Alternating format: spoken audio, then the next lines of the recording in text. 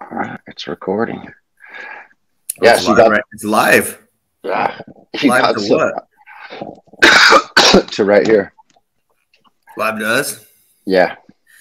Hey, so you got some artifacts from the New World's York Fair, 1939, New York. Let me look at the one that you want. DuPont, the Court of Peace, New York. Oh yeah. And these are just little cards. Where's the camera? Boom. That is the Palestine Exhibit Building, New York, World's Fair. Mm-hmm. And you want me to read the back? There's like a little thing on the back of it. Yeah, read the little blurb. The blurb is, this pavilion, built about a patio reminiscent of an old age Mediterranean tradition, houses on exhibits on concrete achievements of the Jewish people in the rebuilding of the national home. The building has been erected by the American Committee for Jewish Palestine, participation at the New York World's Fair. So 1939, it was recognized. Palestine was recognized by the Jewish Committee for the World's Fair. Very interesting. Yeah. Pre-World War II. Ahead of the, well, it was just right. It was right in the fucking prelims, dude. You yeah. know? That prelim, yeah, you're right. The prelims had started. Yeah. The round robin had gone, and they were into the knockout stages. Just about. It wasn't the champion rounds for sure. It was just like, you know. Yeah, we weren't in the Sweet 16 yet. Oh no. And I like this one too. Is that the aviation one? The aviation building. And this one says, "Glasses, baby." The aviation building is designed to give visitors the impression of arriving at a large and busy airport. In the central portion of the structure is an exhibit of the latest type of planes and the planes of tomorrow. The dome-like rear portion holds an invisibly suspended transport plane with propellers moving as if in flight. The illusion of the motion is created by a projection on moving clouds and night effects against the curved background. At the floor level are exhibits of agencies cooperating to increase the safety and speed of air travel. The architect, William Lacasse, with J. Jordan Carr as associates. So those are two people. William Lescaze, that's Lescaze, and J. Gordon Carr. So I don't know. Who are those guys? Hall of Communications. Kind of looks cool. Has the pillars. Oh yeah, Boaz and Joaquin. Yeah, and this one says the Hall of Communications, the great building extending over an acre and 1/2 of ground, contains exhibits relating to means of communication. The structure also contains a restaurant and a communications focal exhibit. Standing sentinel before it are 250-foot pylons slotted with shafts of light. Francis Kelly and Leonard Dean are the architects. So a couple other fellers. Architects, F.G. Frost, Sr. and Jr., a father and son team. There's a lot of those teams pop up. Yeah. You're going to have, this is like in New York, the Long Island Railroad and 2 fair entrances. The modern structure contains displays of fabrics, patterns, textiles, machinery. The end wall of the fin is used as a screen on which 5-minute movies are flashed. Architects. Well, look at that. That's interesting. That's for fashion, you know. Mm-hmm. What would they think if, like, they realized, like, in 2022, 3, that everyone just wants to look like, you know, like a factory worker now, you know, with Red Wings and overalls, and they would have never guessed. They would have went, "What's going on? Right. Why do people still wear overalls?" And You know, everyone seemed to be woodworkers or steel workers. But they work as baristas. What's a barista? Imagine someone that nailed the barista like back then. You know what I mean?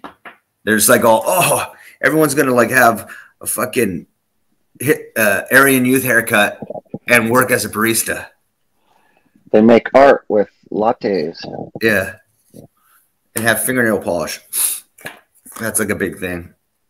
Constitutional Hall right here. Check this motherfucker out, dude. It's got the old trencher Ruski down the middle. Is that a pool or? Let me see.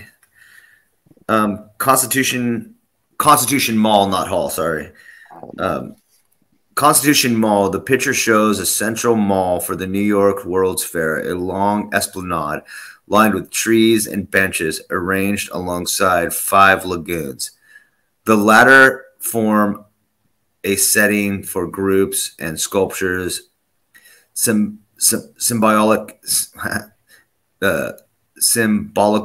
figures, a huge portrait statue of George Washington as he arrived in New York City for the inauguration, one of the largest sundials in the world. And at top of the perisphere, a 200-foot ball, and the Trilon, a 700-foot triangular shaft. About 25 of the largest exhibit buildings face upon. They didn't put the architect in that, so. But you know, I wonder. It seems so crazy. Night view of the Lagoon of Nations. And here's the Firestone guy. The Firestone. Oh, yeah. The tires, dude. Yeah, but he was part of that whole Florida thing, right? The Firestone building is a striking example of a modern architecture with great rotunda entrance surmounted by a brilliantly lifted fin towering 100 feet in the air. It houses a modern tire factory, producing a finished tire every 4 minutes. Featuring the exhibit is an extensive farmstead with barns, silos, granary, and other buildings. Cattle, sheep, chicken, and other livestock roam the field. So they had fucking a farmstead highlights and many important in rubber. So we'll get down to this 3 historical pageants, covers 3.5 acres. G.W. Macklin is the designer, and C.D. Smith and Wilbur Watson and Associates are the architects. Wilbur Watson, dude. Do you know him? That's my third uncle on my cousin's sister's mom's dad's side. Yeah. It's like they all seem to have like fins and shit. You know, look at like space age, man. Yeah, that was definitely that era. One of the big exhibits was this. Let's see if I could do this. Share here. Can you see that? Futurama. Yeah. Yeah. This was one of the fair exhibits and rides, and they had like these crazy like Circuit City details. Like this was their plans of the future. Wow. Yeah. I think it was a lot of truths in plain sight. I mean, holy smokes. Yeah. I don't know too much about the. Here's that General Motors. I got that one in here too. Yeah. But then even this, like, it even looks like a circuit board. Oh, I see what you're saying. Yeah. You know? Yeah, yeah. The administration building. It's just great that they have the architect names on here, you know? No, that's good. We should take note on some of those. Or you want to dig in? Architects, Stevens, Studs, Holmes, Thompson, Williams, Kimball, and Husted. Those guys, I don't know who are they. Holmes. Yeah. Not surprising he was an architect. Yeah, right. And then they have this one. It's the Ford one. I don't know. And games.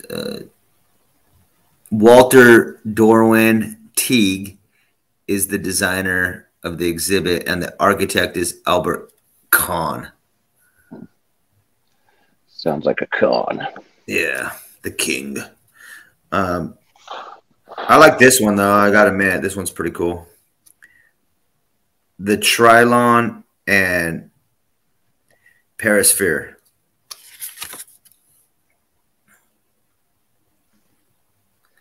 And the architects are Harrison and Foil Hoax.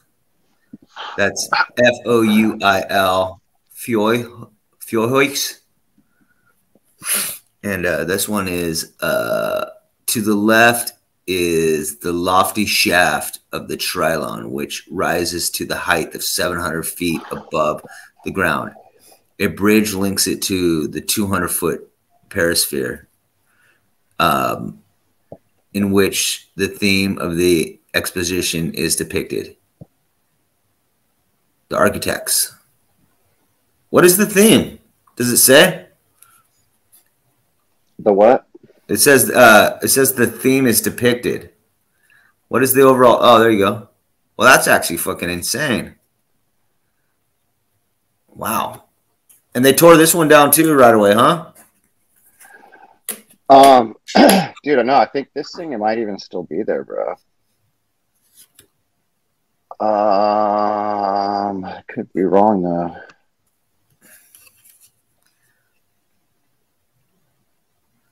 Let's see what it says. We got construction. Here's your guys, Harrison and Fully Hoax. I can't pronounce it really. I'm not good with like last names. Fully Hoax. Wallace Harrison, construction. Henry Dreyfuss. Richard Dreyfuss's dad. Okay, so it looks like there. Okay, yeah, it was scrapped for war steel. Wow. But there's a Unisphere. This thing. This is a thing that I was thinking. Oh, okay. This is what's still there, and it's from the 1964 New York's Fair. Oh. So yeah, okay. This thing's there. I think it was an ode. Huh. And this is the Hall of Marine Transportation twin ship prows, each 80 feet high, higher than the nose of the Normandy, give a nautical flavor to the main entrance. The sea effect is further enhanced by boat decks, 150 masts, and a large basin for the display of yachts and cruisers. Architects of the building were Eli Jacques Kahn and William Massenhium and Morris J. Braun. These guys, huh? In the DuPont building, DuPont had to show up. You know, his boy Firestone was there. So, hey, give me a second. I'll build one of these. Controllers. Yeah. A series of giant retorts and vessels mounting 100 feet into the sky and filled with gases and liquids in ever-changing colors emphasizes the importance of chemistry in the DuPont Company's exhibit. The Wonder World of Chemistry. Walter Dorwin Teague is the designer of the exhibit. Robert J. Harper, associate, and A&M Erickson, the engineer. So this one had all the boys doing it. Breaking down their chemistry and alchemy of all their products. Yeah, and gases and liquids, man. And the Palestine one, I already read that one, right? Yep. Yeah. All right, all good. And then the Court of Peace. This can't be for reals. This is the Down Constitution Mall. Spelled DOWN. A section of the New York World's Fairground showing a 7-acre court of peace, which lies behind the Lagoon of Nations and directly in front of the twin tower federal buildings on either side of the structure, comprising the Hall of Nations. Also built by the federal government and beyond them, the individual pavilions of foreign governments.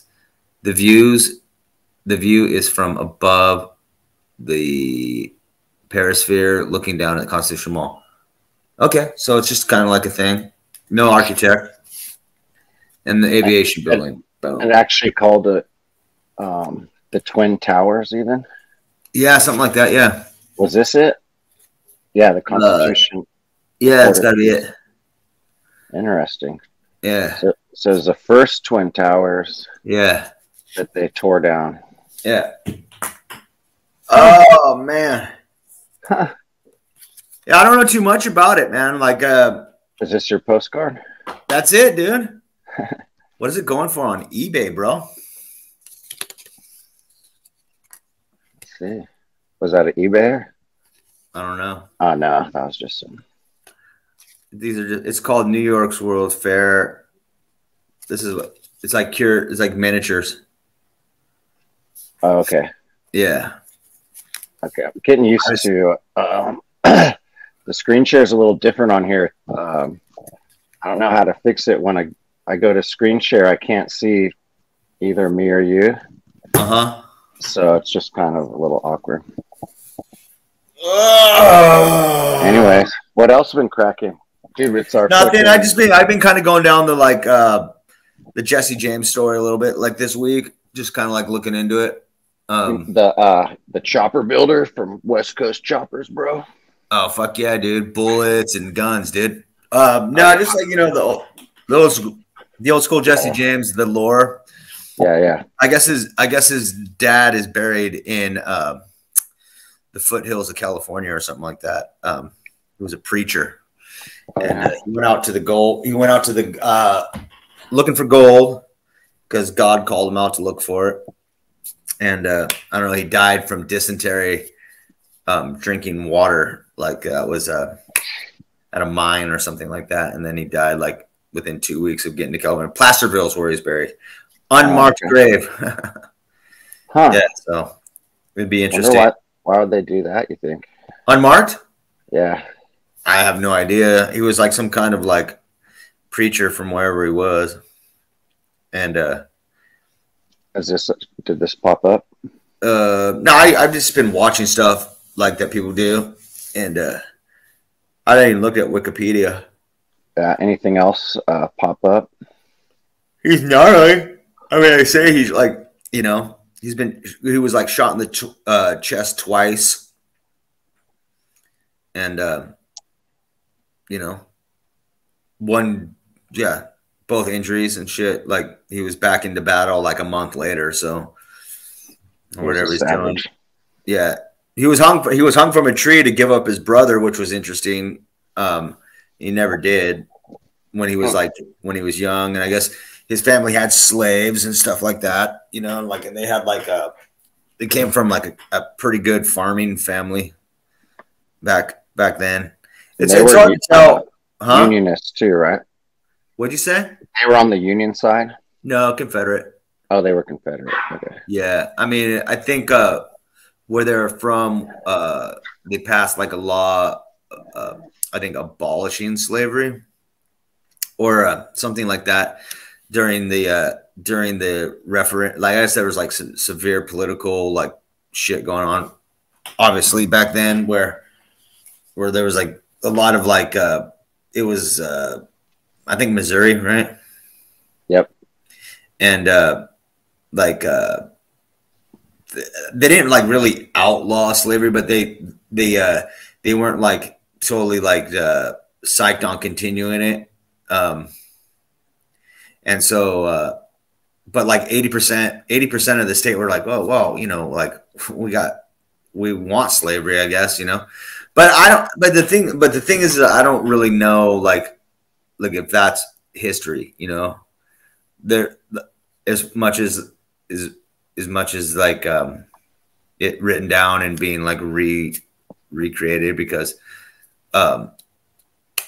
it didn't. This is weird. To me, it didn't seem like there was like much of like a like they weren't like slaves. They were like it was weird because they were like they lived in this other part of the country where those people like traveled with them and shit. Mm-hmm. So they came to Missouri to do a farm, and the people were just farmhands. It wasn't like, you know, and the farm was ran by like his mom.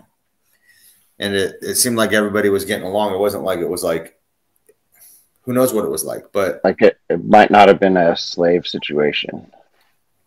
Well, they call them slaves. Right. Well, yeah, that's what they call them. But you're saying, you know, they traveled with them and just, like they went and they were just like working the land. I mean, who knows? But the one thing that struck me the most is that like, not so much the bank robberies and the stealing and all that stuff was like, his legend started when there was like this shop owner that was like kind of like in the reconstruction of the state. And Jesse James was just like, oh, I recognize this guy. He killed my captain or something like that. Like he was, and later he went into the shop and just like shot him in the face. Like just like, hey, how you doing? And the guy's like, oh, how can I help you? And he's like, oh, like this, boom, and shot him. And I guess that's how the legend of Jesse James started, as like a rebel, you know. Pretty brutal. Right. Yeah. Was Jamestown named after them? I don't know. There was a whole bunch of small counties and provinces. Like the whole dividing and incorporated like towns were different back then. They were they had their own militias and they had their own like little fighting forces. And yeah, I mean, he was definitely like forced out. I mean, but it's weird because when you think about none of the people were fighting on the Union side. It was like everyone from everywhere else. And then, you know, they would come down there and they'd force people to like fight for the Union, or I mean, they'd fucking throw a rope around your neck. It was a pretty brutal situation. Be like, oh, you got to be for the Union, or they would just like string you up, like, and that'd be the end of it. You know what I mean? But some of the stuff was just like a lot of those people that they actually had done that to got the uniform and then like just ran off, like in battle, you know. And so they had like a whole bunch of like Union uniforms that they'd give like the Confederate Army. And then they would walk around in Union uniforms and like walk around to the Union guys and just start blasting them. I mean, they won every fucking battle, dude. That's another thing. They won like every freaking battle. Not much adds up with the Civil War. Once you start looking into it, you know, it's hard to tell what actually happened. What were they fighting for? Who was even fighting who? You know, I mean, it's like it gets really, really confusing and distorted. Yeah, and especially I guess like, if you just go off what you learn on TV and school. Oh, it was just like they had half the Native Americans were like also kind of like fighting against the Union because they were just like, yeah, why don't we're all good, right? You know. Well, I mean, at the same time, as a Civil War, they were slaughtering the Indians all through California, Mexico, and Arizona, and military guys too. So, like, you know, was that they never count that in with the Civil War, but they're military dudes, and it was happening before, during, and after the Civil War. So it's like, okay, so you know, what is it all one thing? You know, it's like slavery never. It was still legal to own Native Americans in California until the 1900s, dude. Like even Gavin Newsom apologized for that, like not too long ago, actually. You know, like they never ended slavery in California until like, you know, well into the 1900s. I mean, it's to me, it's like I mean, once you start breaking treaties and policies, and like, you know, incorporating like federal land taking over on other people's land, it gets fucking pretty crazy. I mean, like even if you're like white, like, you know, and a white settler, and you know, you can easily become like a rebel real fast, like out on the frontier, like, you know. Sure. The minute you start cutting a profit out for yourself and like, you know, oh well, now it's ours, and it's just like the mine's ours, the gold's ours. I mean, the mercury, the fucking everything else that comes with it, you know, the water. No doubt. I mean, 100%. I mean, I think that they were after all that stuff by any means necessary, you know? Well, they weren't going to go out there and fucking scratch around in the dirt, dude. You know what I mean? Yeah, no. Absolutely not. Yeah. I mean, they like, you know, it's just like they had them, well, because everyone else was just kind of like making their own money, right? And like these people got like, you're going to get rich if you have land. And especially water. You're just like, and you can just be like a regular person out there that has way more influence than the government, like really fast. You know what I mean? And then you're gonna be able to be like, oh, okay, this is how we're gonna set it up, you know. And then if there's a territory out there that it all goes into the same thing with like, you know, Northern California or now even like Oregon and Idaho and all that. It all goes into the same thing. It's like, dude, like our way of life isn't like a bad way of life, and you're stealing all our resources. And I think we'll be like better off if we go this way. You know what I mean? Which is like, in my opinion, I go, well, okay, cool. Just as long as you know, I always go, hey, it's cool. It's way okay with me to go your own separate way. You know what I mean? And just see how it turns out. I mean, with the, you know, it's because it's not going to, you know, what's going to happen is like in the end, like the people from around the area that settled the land or farming the land, doing all the stuff, they're going to be compensated. That's it. They're just going to have political sway that like is not so indoctrinated, you know? And that's fine. Totally. Because someone's always going to cry to the government about something or other, you know? I hate to sound like such a rebel, but you know, that someone's always going to like cry to them. And then the you know, the monopoly of violence is going to be coming down on you fucking pretty hard, you know? Yeah, I mean, totally. But, you know, what is the frontier? A couple places still. I mean, like, you know. Yeah. I mean, it boils back to like, you know, we basically, I think, fall on the side of no government, no borders or whatever kind of move, like, yeah, and that's obviously a move. I think it's great the state of Jefferson, mainly only because it's like, yeah, fuck yeah, and fuck you. You know, I want to see the chaos. You know, I want to see, you know, a group of people being like, all right, this is what we want to do, and have it be done, and then just have the chaos ensue. I think that's awesome, 100%. I hope it happens, you know. Like, I mean, it's not like I'm going to vote for it, but I hope it happens. To me, it's just like it's already been determined to the point where, that's the feeling that they have. You know, that's like the lifestyle that they have. It's already been determined, and it's not like, you know, it's just like, you know, you keep on taking resources that we want to be compensated for, right?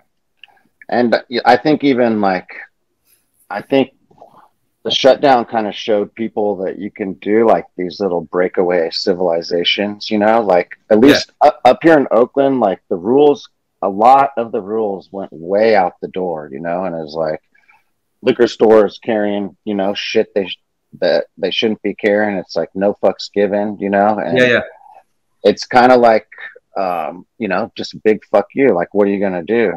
And I feel like even if they don't legally get state of Jefferson, they can just start acting like they are the state of Jefferson, and then like what's going to happen, you know? They like, you know, and it's already like that. We talked about this before. Like, there's more and more signage going up, like more south and south, way past Sacramento, way east of Sacramento. So just it's growing. I could see it actually happening.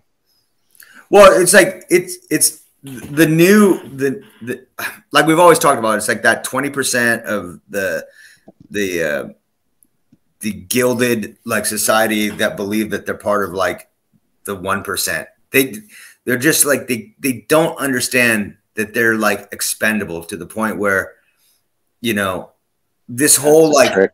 Yeah, it's like the guy riding his bike down the street blocking traffic, you know, is only that way, is only that arrogant, you know, because he believes that like there's like this force field of law that's protecting him. Right, dude. It is no one's goal to run you over in a car. You know what I mean? But to hold up traffic is like, oh, I can't even, there's not even a word for it, but it's like, that's your right, but it's also my right to like tell you that you're an asshole, you know, for doing that. And you should like rethink riding your bike on a fucking country road in the middle of the road, expecting this car that's going like 50 miles per hour not to run you over. You know what I mean? It's like you have to take your own personal, you have to take your own personal safety into your hands. And like this whole like shield of like who's right and wrong doesn't exist in the real reality. It only exists because it's a reality in a law book, you know? Well, yeah. I mean, well, you know, they're forgetting that like the higher rule and law above that is like be compassionate towards others. And it's like, okay, yeah, this is your right to ride your bicycle on the road, but hey, there's 20 cars behind you. Just be cool. Yeah. Ride to the side for fucking 35 seconds, let the cars pass you, and then, you know, you could fucking scoot over a little more. And, you know, that's the thing that's just, they've wiped out a lot, is just compassion, just having understanding of just others. And it's so simple and dumb to say, but it's so real too, you know? Yeah. I mean, the number one golden rule is like, isn't compassion. Absolutely. It's like, but it's like, but it's 99. It's up there. It's up there, right? But it's really up there. But the number one rule is always like your safety is. Well, sure. Whoever you love is safety. You know what I mean? Yeah. Like just because people drive too fast and can be stupid and like be uncaring is not. There's no law that's gonna like, you know. That's, you know, and like, yeah. And that's where it all starts. You know what I mean? It's like if you invest in SBV Bank and like they don't know how to manage your money, it's like, oh shit, well, you know, that fucking sucks, like for you.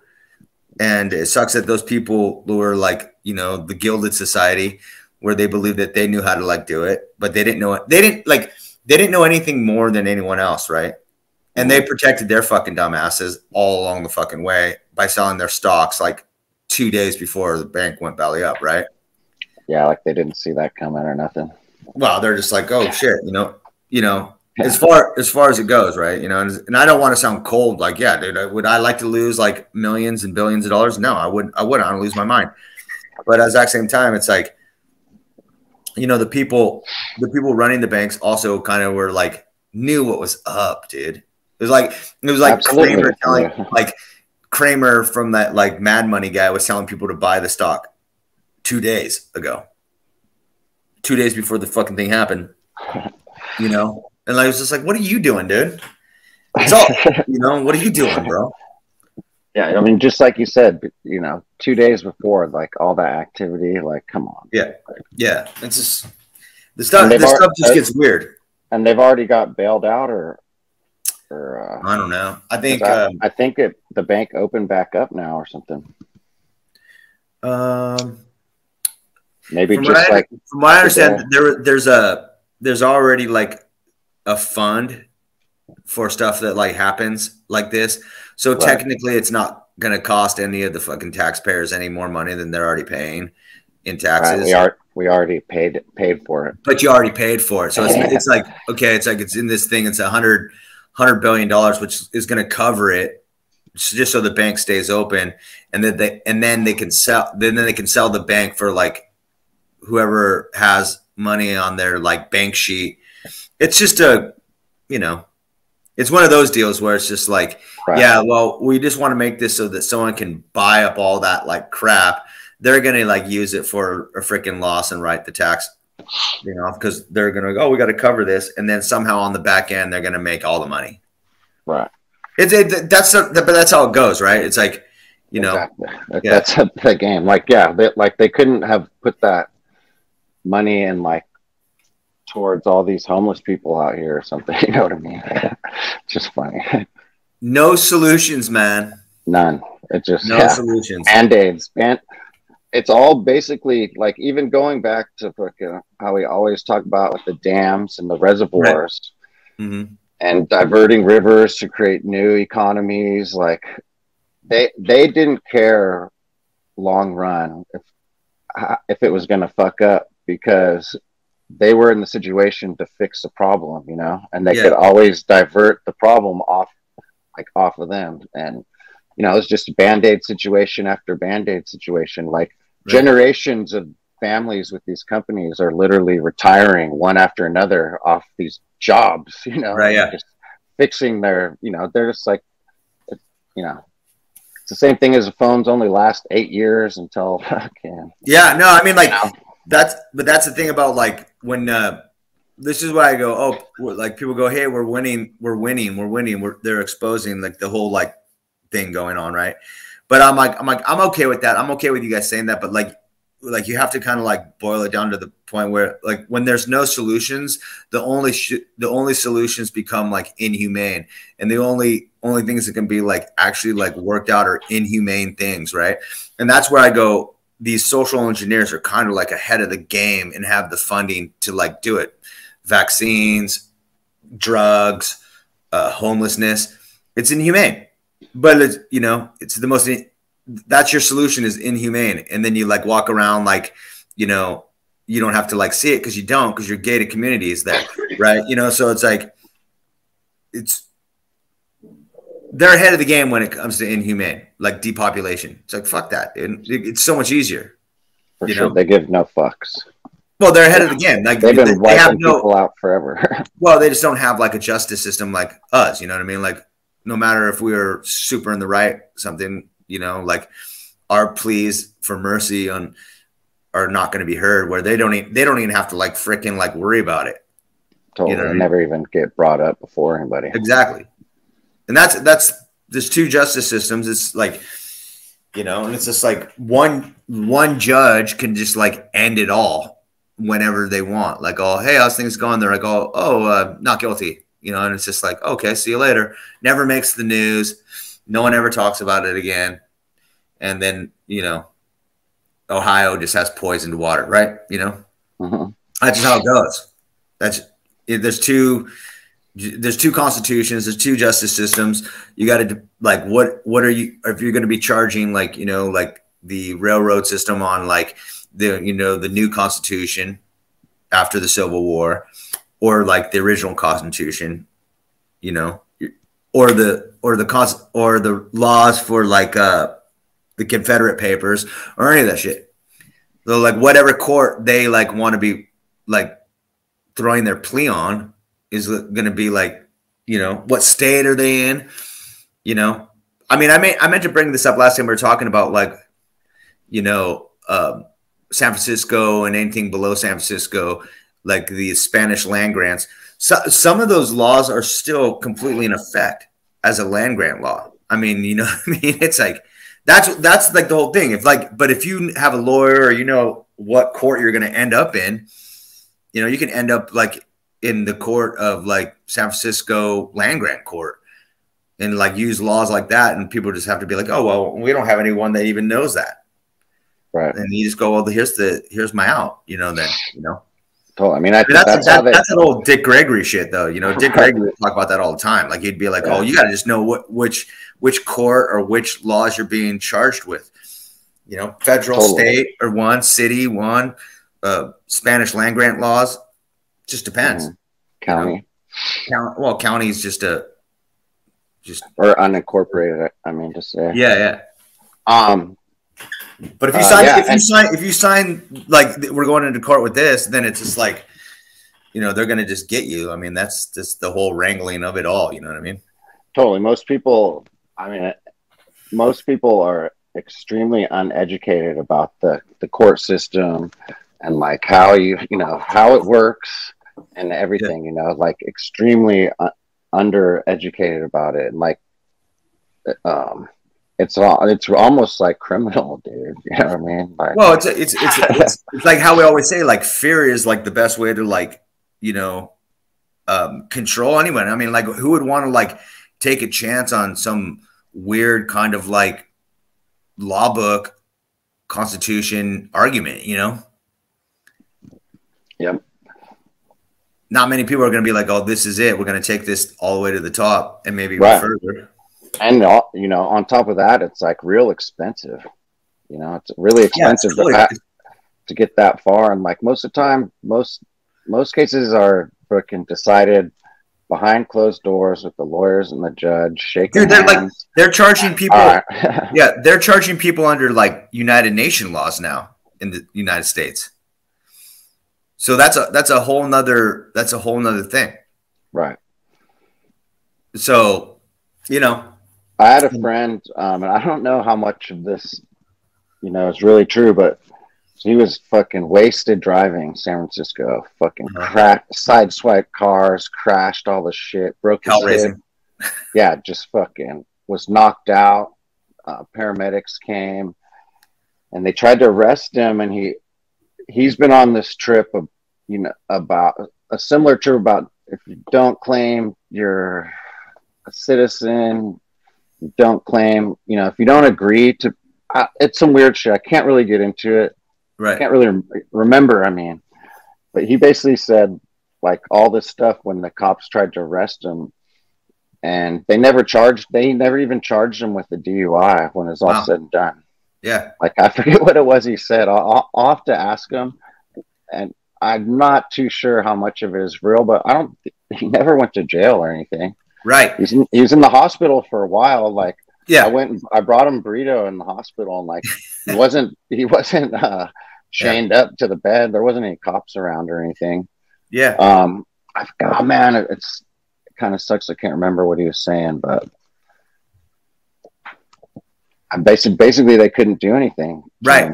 So there is quite a bit of truth to that. There's a lot of surfers like find out about it because they travel and want to like just go stay all over the freaking world, right? Mm-hmm. So that they'll just it's a lot of like reclaiming your name, your real name, and yeah, and like you can pull it off. It does, and you just got to keep on filing until they finally just go fine. But see, the thing is that they'll never ever like you just opt out of like the social programs. But you're like, if you homeschool yourself or any of the stuff, it's like you're in fact untouchable by like any laws or infractions of the law. I mean, like, you know what I mean? There's certain shit that like, if you do, you're going to just be put in the slammer, right? It's just going to be like the eye for the eye law. You know what I mean? But a lot of surfers from around here drive around with different license plates and bumper stickers that say, don't even try pulling me over. Your laws do, like, they just have it. Like, this is your warning. Don't even try to pull me over. Don't even try to stop me from traveling. Don't even, like, the bumper stickers. Don't even try it. And they just go on. They park wherever they want. And it's just, this one guy, I don't know if you remember him, Shane Barry. Yeah. What school did he go to? I think Palo Alto, but he moved here after high school, and he was a surfer, dude. Oh, okay. But like, I don't think I knew him. Yeah, he pulled it off. Him and a group of his buddies pulled it off, and they just get on like they also just travel by boat everywhere they go, though. So that they'll just get like a boat, and they'll just get on and just follow the coast, pull into like ports, and it's no big deal. It's kind of it's like, yeah, I would definitely want to ask him, but he's really one of those type of guys that once, like, he's just out, you know what I mean? But it's working for him, you know what I mean? Like, he's just out. Nothing bothers him, you know what I mean? He's fucking just like, like kind of like, hey, what's up? He says hi and everything, but at the exact same time, it's like he's on his own. It's his own mission, dude, for sure. I mean, it sounds like it.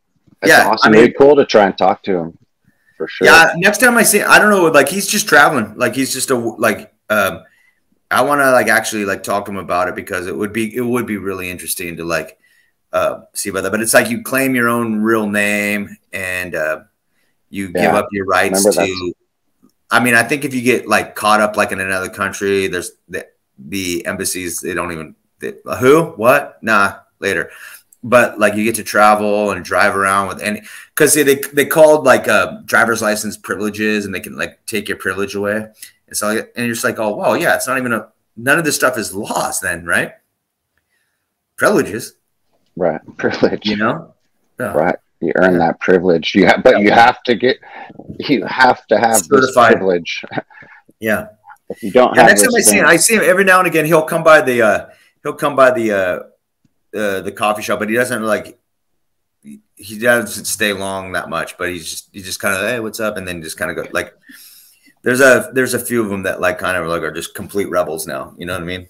It's just, and he's a nice guy, but like, you know, he stands up for what's right and does everything that's cool. Like, you know, he's just one of those surfer dudes that just fuck it, you know? Yeah, man. I want to be in Mexico right now. Fuck you. I want to be in Bali right now. Never mind. I want to be in Australia. Forget it. You know, like it's just like sounds good. Yeah.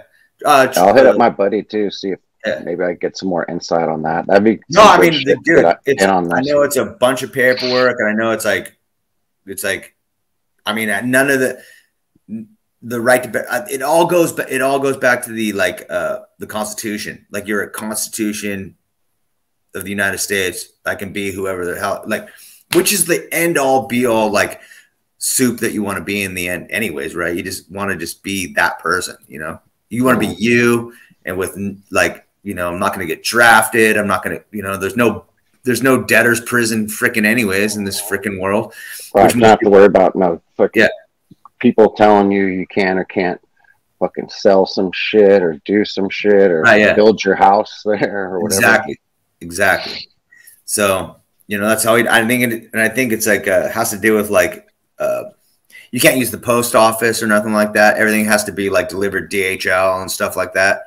And a lot of like and that's basically how like there's a couple carrier companies in this world that like that's how they make all their money. They're like, oh hey, I need this thing over here.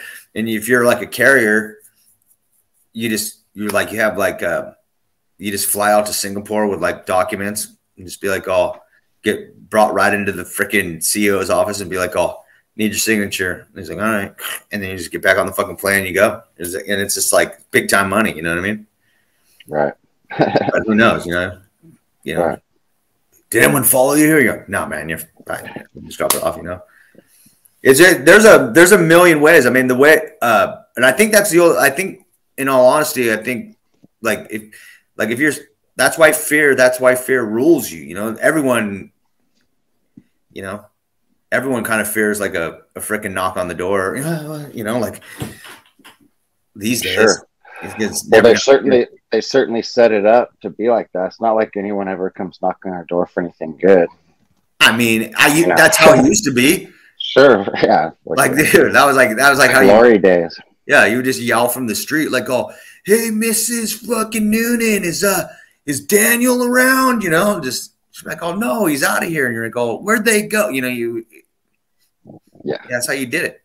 You know, now it's like, you know, oh, text before you come over. Just don't show up. You're like, oh, that's how it's done.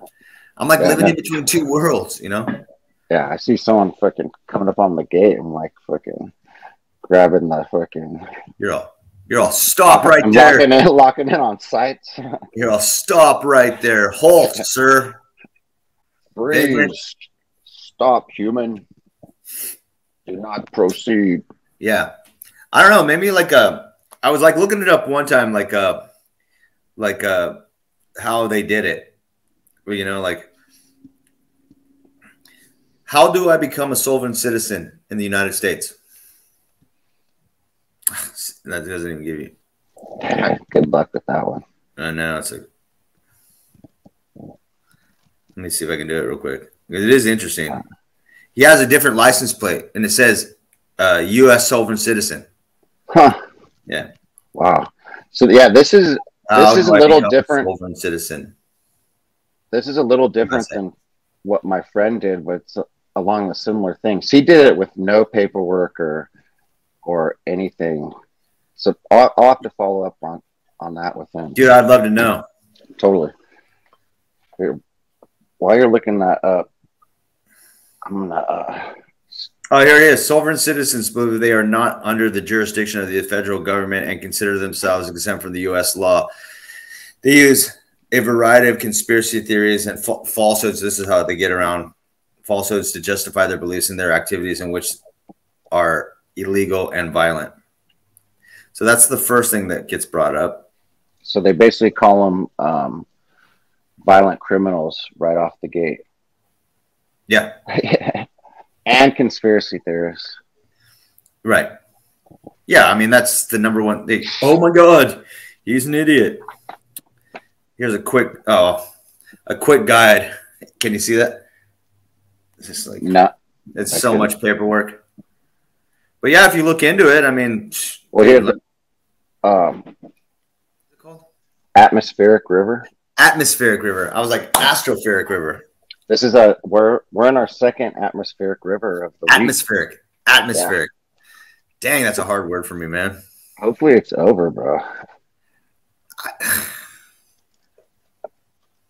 You know, the thing that's really big now is like already, like all these reservoirs are spilling over. Oh yeah, the snow melt. All the rivers are spilling over, and man, just wait till the snow melt this year. It's gonna be fucking insanity.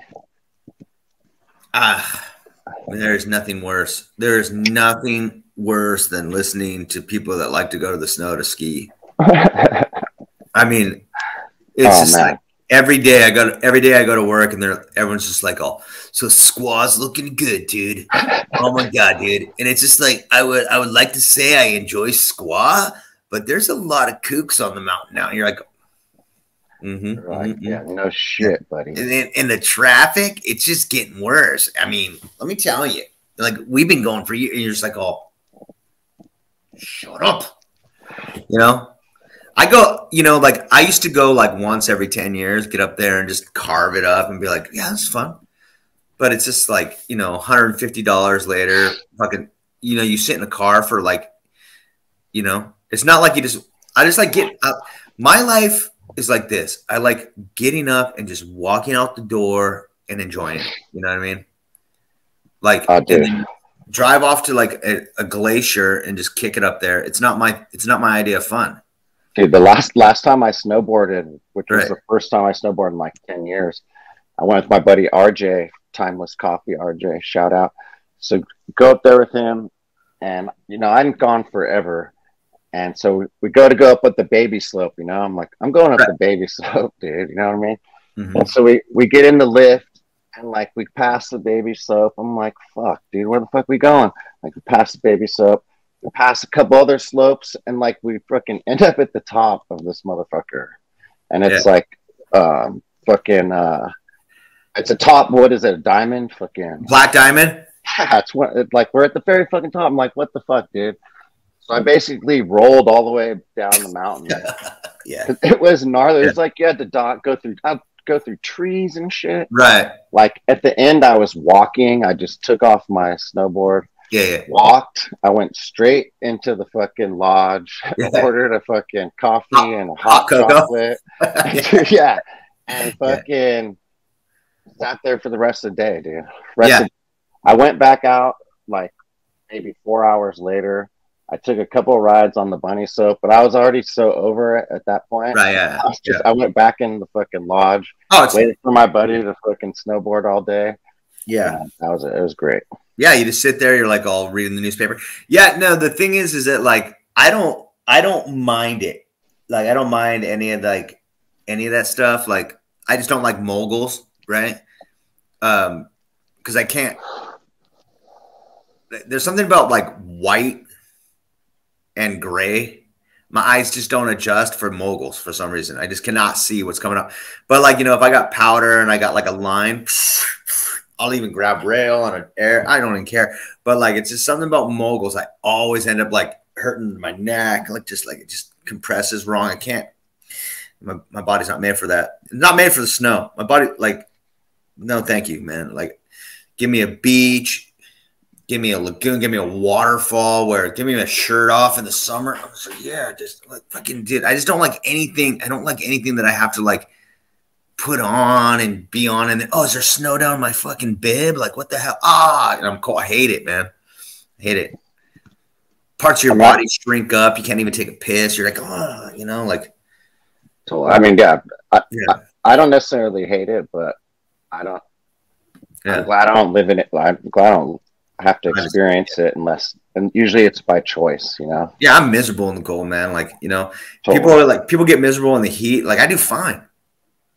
Well, bring it on. The heat's great. Like, you know, you can always just throw like a wet towel on the back of your neck and just be like, oh, all right, you know. But you can't do nothing in the snow, man. Just chop wood, you know. I prefer a good 75. Oh yeah, I mean, I'll take 75, 80. You know, like clean water. You know, I'm more into that. But like, you know, people tell me they like the winter, and I just go, man, that's not it, homeboy. The winter is not it. Yeah, they're just stuck living in place with the winter. Yeah, you should have moved, got with the program, but like, you didn't. So, you know, I don't even like the rain. Give me like 5 really hard days of rain a winter. Anything after 5, dude. I'm like Jack Torrance of the fucking Shining, dude. I'll turn on your ass, dude. Thought you were in a good mood. I was. Yeah, that's how it is around here, dude. It's like been stuck inside so much. I've created like a fucking dark, shining dungeon. It's terrible for me, man. I eat too much. I don't like, you know, like I sleep restlessly. I'm just like, sit around too much. Yeah, it's too much sitting around. I got to get out. Well, I mean, I love the rain for what it is, but, you know, obviously I don't prefer to be in it that much. Like 1 day a month in the winter. Just heavy. And that's it. Fucking 4 months, dude. That's insane. And all those idiots that moved to Portland, fuck them, dude. They're like, I'll sit up there like, oh, it's cool. The summer is sublime. You're like, yeah, the summer, dude, is sublime. Everywhere. Yeah, this is too much. This is too much. I mean, I remember like maybe high school days and a little bit after that. I feel like January and February were always rainy. Mm-hmm. And then it kind of went away from that maybe in the last 25 years or so. But this is definitely even extreme of that. Yeah. Even extreme. San Lorenzo River is like overflowing. In downtown? Down there. Yeah. When was it? Was it the 83 or 84 flood? 82. 82. Yeah. Yeah. I barely remember that. Yeah. I definitely remember like driving down there with my dad and like looking at it. I mean, it's like nature's amazing though, man. Like, I mean, when you look at like how much water, I think it's like something like 3 billion gallons of water, like an hour get put into the Lexington Reservoir if it rains for a full hour. Right. You know what I mean? That's 3 billion, dude. No, totally. Like the monsoon season in Arizona and New Mexico, it'll rain for an hour on some mesa. And they'll have flash floods like a mile away. Yeah. You know, it doesn't take that much rain to cause like major events. Well, you know, it doesn't even have to rain here. Like all it has to do is rain in the mountains a ton. Yeah. And we'll feel the effects of all that, you know. Well, the rain isn't even like that bad as much as that. Like now, I think what's going to be running into, because people always see the rain as what it is, and then the floods are what it is. But then they go, "Well, you just missed like the planting, seeding season by like 2 months, bro. That's devastation. They missed it by 2 months, bro. It's going to be interesting to see what happens this year. 2 months. Like, because I mean, California supplies pretty much most of the world with produce. Yeah. And, it's been swamped out since December. Yeah. It's all going to be, it's all, you know, they're talking about shortages now. Yeah. When these growing season doesn't produce as it normally does. 2 months, dude. And when you think it only takes about 5 months before you can harvest, it's like, fuck, dude, you guys missed it hard, dude. I mean, that's people don't even, they're not even going to know. You know, I mean, a lot of the food is going to be coming from Mexico and South America at this point, and maybe even China, dude. No, I was just going to say China, Thailand. Yeah. You know, maybe, you know, when you start going down these threads, it's, you know, this geopolitical thread, you start thinking about these weather events as weapons, and it's pretty easy. It's pretty easy to go down that thread with all this stuff we've been getting the last few months. Oh, Mersh, absolutely, dude. Like, yes. You know, the evidence is right here in front of us. You know, it's right. Yeah. No, for sure, man. Like, absolutely. And but you can't really, like, you can't, in my opinion, like, yes, like that harp and like whatever else they do to seed the like clouds, why would they ever deny it? That's like the thing. That's like the thing. They always deny, but it's like, you know, and people think you're crazy for like telling them that they see the clouds, and you're like, oh, they've been doing it since like the 70s, dude. Totally. Like PG&E sends you out a fucking pamphlet in the mail that says, oh yeah, we've been seeding the clouds. It's not me. It's not me. It's one of the OG conspiracy theories. It's not me. That's why I go, dude, it's not me. Like making it up. It's like, I'm just like, oh, hey, you know, if I just like walked out and like just started blaming shit on like fucking the Loch Ness Monster, people would be like, oh, you're crazy. But I'm like, no, but if PG&E sends you out a fucking like pamphlet that says the Loch Ness Monster like is doing this, like people like, you know, they go, oh, really? You know? Well, apparently most people don't read that anyway, so I probably couldn't. It's so stupid, man. Yeah, well, but also the volcano eruptions everywhere. There's like, you know, that big explosion out in the middle of the Pacific. I mean, these things can like affect weather. I mean, they affect flights and they affect everything else. I mean, like, I watched something. There's like 5 or 6 active volcanoes going off right now, I think. Right. In Russia, Mexico. It's like, yeah, dude, these patterns are getting screwed up. And I don't know that they say the sun's more active like in the last year. I don't know, something like that. And I go, okay, cool. The sun's more active. And it's just, all of it just bugs me. Because it would just be like, in the end, I go, oh, it'd be nice to have like a real consensus on like, what exactly is it? Is it pollution? Because it doesn't seem like there's a bit of pollution in the air right now. You know what I mean? It's been so windy here for the last 2 months. There's nothing in the air. Yeah, I look at it and I go, but I also kind of go, there's probably a shit ton of fucking pollution in the water at this point. I mean, there always has been. It's the fucking shitty fact of that. All the runoff and stuff like that.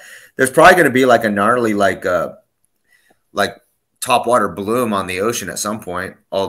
With all the like fertilizers and stuff like that, you know. No doubt. I mean that like, I'm pretty sure there's beach warnings for people not to go. Yeah. On the water, you know. My buddy's always like, "Oh, hey, come out surfing." I'm like, dude, it's a mud bath out there, dude. Like, he's like, "Yeah, but you won't get." I'm like, it's just. I mean, all the sewage. Yeah. You know, everything's flowing out to the ocean right now. Everything. Yeah. Like, there's just too much water. Like. Yeah. You know. It's pretty amazing. Humans. Like I wonder if they're like, you know, like that the whole Mulholland thing. I wonder if they could have trapped all that water at some point, you know. Well, that I think, dude, absolutely. The fact that they haven't done that, like, or that we know, like, in my mind, they've probably dug out fucking multiple mountains and have filled them up with water already.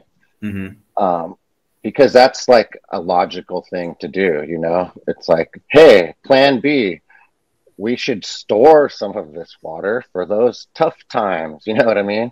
Which for some reason they never really did. And so, yeah, I think there probably is mountains full. That probably those are like the real infrastructure that they reused and repurposed was like these underground cisterns for water. I bet. For sure. I bet, you know, I bet they've, you know, aqueducts aren't, you know, it ain't that crazy to figure out, okay, let's build this aqueduct from this place to this place. But to build these complex underground cisterns takes a lot more. So I bet that he definitely had the locations of those, you know. Well, they were and they're still using them probably. Fucking, it's probably just all being used in Black Ops shit or something. Well, dude, for instance, like last summer when we went down to Arroyo Seco, and even the fall before that, I went down to Paso Robles, and but what surprised me the most was that like in Gonzales they have like this road thing, and like there was full flowing water in the middle of a fucking drought. I mean, the river was filled up, dude. And I was like, what is going on here, dude? If there's no water, you're out in the middle of Gonzales, past it even maybe, and it's like there's a just river. Pretty much in the middle of nowhere. Yeah, and I'm just like, why is there this river is like filled up all the way to the top, dude, and flowing? And I'm like, in the past, I was like, what the hell's going on? Like, in the past, that river was like it flowed, but you know, it didn't flow like crazily, you know. But then I was out there in the middle of a fucking drought, and the river was like flowing like crazy. And I was like, this is like the strangest thing. And I don't know if it was like taking water off the aqueduct or anything, but it was flowing, man. And I was like surprised to see it, and I kept on like it never sat with me right, like because that whole area out there, past Soledad and Gonzales and Greenfield and all that, is supposed to be like, you know, it could be the biggest community of people living out there because they don't grow a lot of stuff out on those ranches. You know, you could put like 100,000 houses out there, like on one of those like bluffs. I kept on going, why isn't this place developed? And it makes no sense. This place should be like developed into like a place. You know what I mean? It surprised me at the point where I'm like, I got to come back down here and not just come down for like a day. Like I need to like kind of do like more venturing down there. And it was like, because something really weird is going on in that part of the world right now, whether it's like all the like, and I realized that like the wineries down in that area, there's a strange history of those wineries and everything down there, and the water rights and stuff like that, where a lot of people think Napa is the wine country, and in a way it is, but all the wineries that were ever started in California were started in Paso Robles before they were like moved to like that whole area. Moved the wineries to that area up in like Napa as the second part of the wine country. Yeah. I was when I was on tour with Rancid on a tour, they played a winery in Paso Robles, and it was a nice place, outdoor, like amphitheater. Really, really nice spot. Huge winery. Yeah, huge winery. Yeah, like one of these like older guys like that. He has like a pool table, and he always has a bunch of pool people come over and play pool. One of the guys that he comes over there, like a guy like owns a winery down there, and he always asks me. One day he got super offended.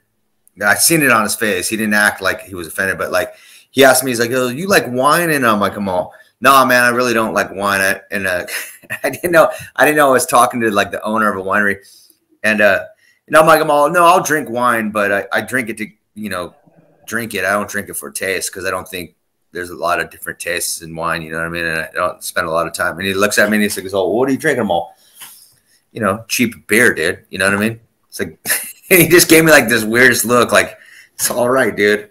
And like later, this guy Dan, he's like, whose house it is, he's like, yeah, he owns like the biggest winery in Paso Robles, dude. And I was just like, oh wow, I think I offended him. He's like, no, he's fine. He knows he drinks beer. He knows what's up.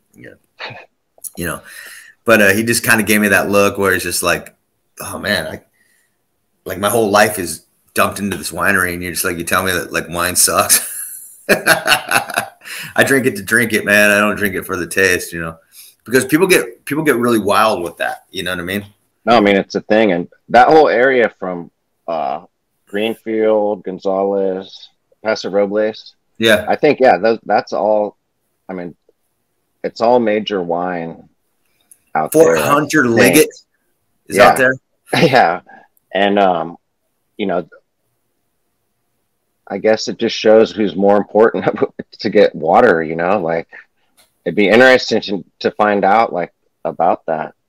Well, I'll tell you what, like on the, it's a lot of federal land out there where there's a past Big Sur. You can go up this road. It's called the Nacimiento Road. Have you heard of it? There's Nacimiento Lake, but Nacimiento Roads like lead you out to federal land.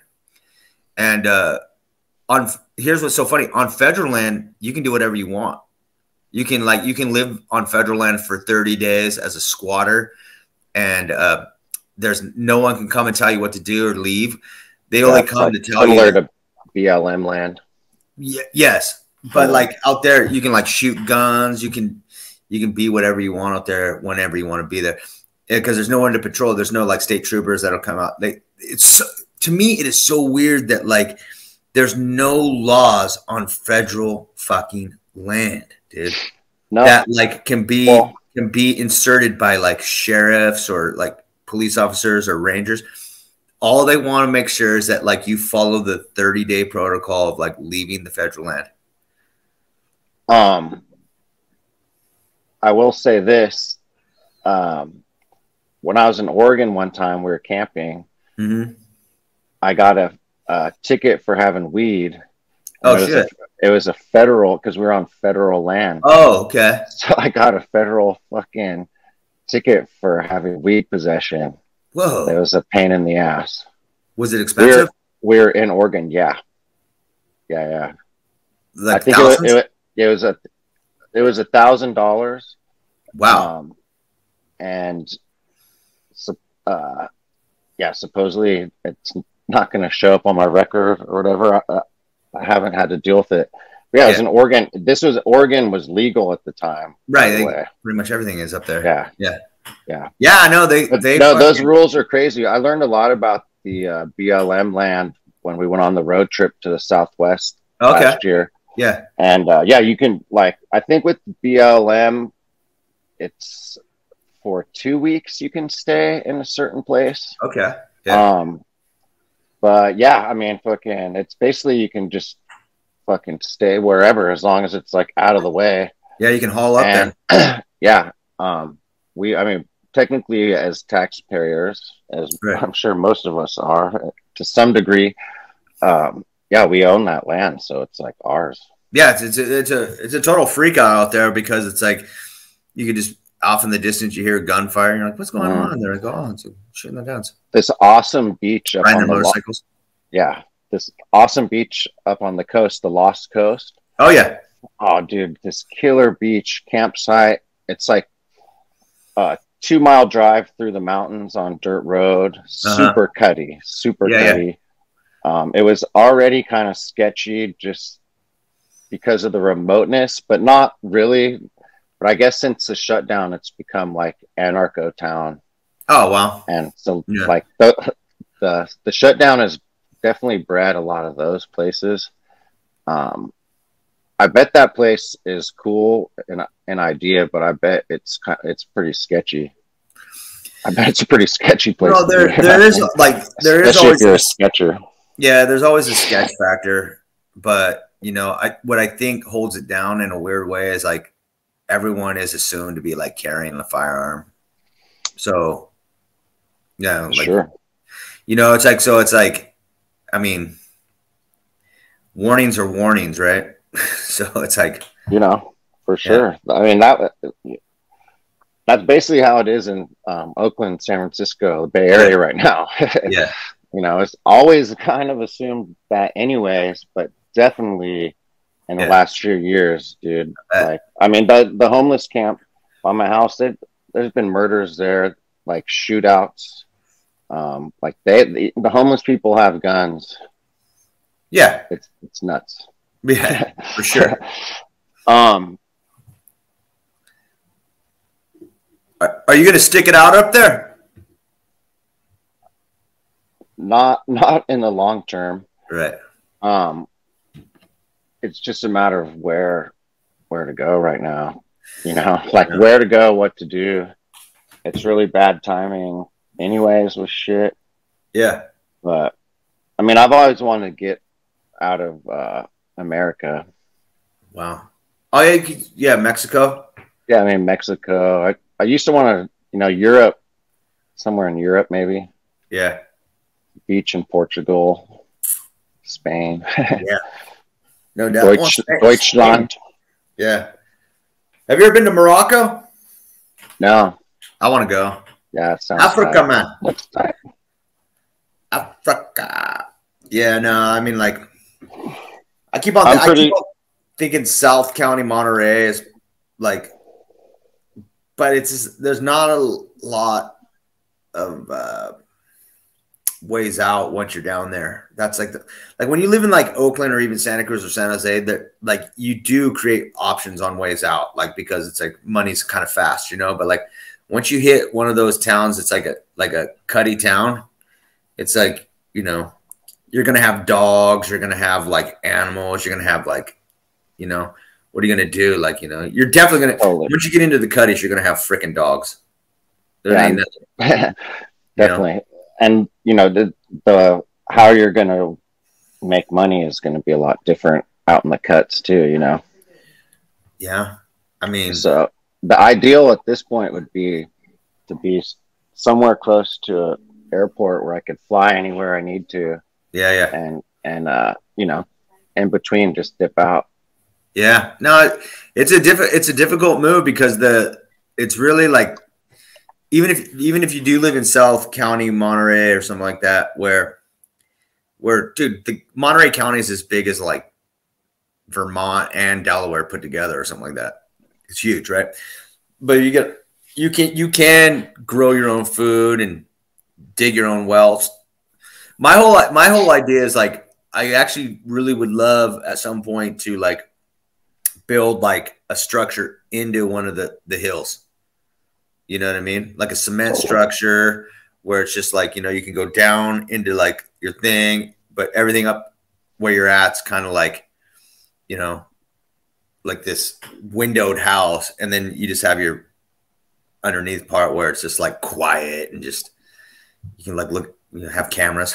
I've seen a lot of places like that in the Southwest too, where there's, you know, a huge rock wall. People just post up to it and build their property around it. Yeah. Oh, Jesus Christ.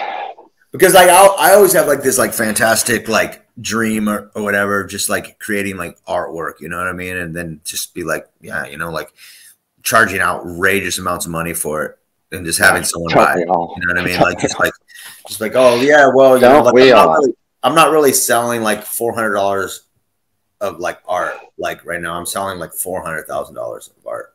And like that gets me a year and a half. You know what I mean? And it's like, you know, it'd be amazing. No, that's because in the end, like art is really like the power move, right? Because because people pay you for something that you created, right? You know, whatever that is, whether it's like you do lowriders or you know, you weld like flower roses together, you know what I mean? Or music. Or twist jewelry together. I was always surprised at like, how much pottery's good, but also just like, you know, it's like I know if you can get into business with the state of California on growing like indigenous like plants on your property, and they pay you really fucking good money, dude. Like which is interesting, right? Like people always talk about like want to like grow like a farm of weed or something like that, and like, yeah, that's quick money, but the contracts the state of the California give to you for growing like plants that like grow here, because what happens is that, like, you know, they'll like go and dig up a bunch of stuff, like these builders, when they scrape mountains and stuff, they'll be like, oh well, we can't kill these plants, we have to like pay someone to take these plants, pot them on their land, have them keep on growing, because they can't even kill a fucking tree in this fucking goddamn state without getting a fine. So they'll grow them on your land and pay you contracts to keep them alive, like with your water, with the, you know, your space, and they pay you. I'm not looking into that. No, it's one of the that red bark manzanita is like one thing that they pay you pretty good. Like, I was hearing that there was like $300,000 a year. No shit. For an acre. Like, so I don't know. I mean, and then this guy, Tom Morgan, he had a technique of growing redwood seedlings. And apparently, if you do grow redwood seedlings, every foot they grow is like another $500 or something. So if you get them up to be about like, you know, 10, 12 feet high, like people pay you like $2,500 for them, because landscapers. But that takes like, again, you know, I mean, like a foot a year, I think, with those things. Yeah, they take a while, but like if you have like, you know, if you have like 100 of them that are ready to go, you know. I mean, definitely. I've seen nurseries with all kinds of different sequoia seedlings. Yeah, I've wanted to bonsai some. I mean, like redwoods. Yeah, it's a little bit too. I just want something I just look at and spray every now and again. You know, just go on with my day. You know, I think that's one way you can. Cactus right there. Yeah, I know, right? You can make money that way. Nurseries make money, but like in. I'm gonna look into that native plants thing, because I mean, I've been getting a lot into California native plants, and we have some native succulents already. Yeah, but it's an entanglement once you get into it. You know what I mean? I mean, you gotta you can't fuck it off. Fucking. Well, it's just like, you know, you're inviting like the Army Corps of Engineers onto your property, and they do not have any fucking like respect for you. You know what I mean? You know, because they're gonna like want to know your water, how much you're definitely, you know, might be too official for my. Oh, they're going to look for, like, you know, the Army Corps of Engineers are going to look for every which way to like kind of like make you pay for something that they fucked up on. You know what I mean? So it's an entanglement, you know? Yeah. Yeah. But I know like the botanical gardens will get a bunch of poached shit, and they're always looking for people too. There's probably not much money in that though. I don't know. But you would get cool plants. Yeah. I mean, shit, dude, if you like have like 300 pounds of tomatoes every year, it's also really good money. You know what I mean? You're making like, you know, a couple $100 a day, like on a harvest, you know, for the years. It's like, there's a million things, you know? Yeah. I mean, I've always been super surprised at like what people sell freaking like sea glass for their jewelries. I mean, we're talking like $300 for earrings and stuff like this, and whatever kind of design. They make a lot of money real fast too. So I don't know, but like in the end, that's not what I want to do. I mean, be so unfulfilled just to like kind of make it for fucking tourists. You know what I mean? Yeah. And just be like, whatever. Hey, fucking, I should wrap it up here pretty soon. All right, bro. This the powered by Streamyard is pretty cool. Yeah, I like it. I like it better than the Zoom, but we could just power through. I don't have to worry about stopping. And it's free too, huh?